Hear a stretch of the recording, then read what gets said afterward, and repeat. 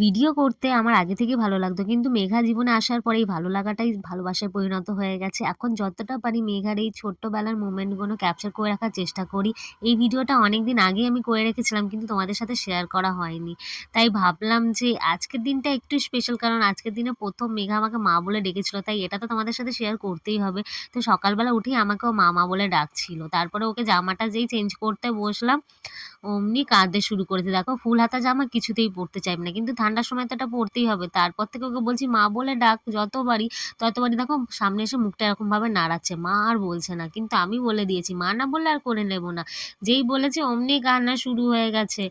কি করব, মা ডাকটা শোনার লোভে আজকে ওকে একটু কাঁদালাম। কিন্তু তারপরেই দেখো কেমন আমাকে ও মামা বলে উঠলো। আমার মন প্রাণ একদম জুড়িয়ে গেল।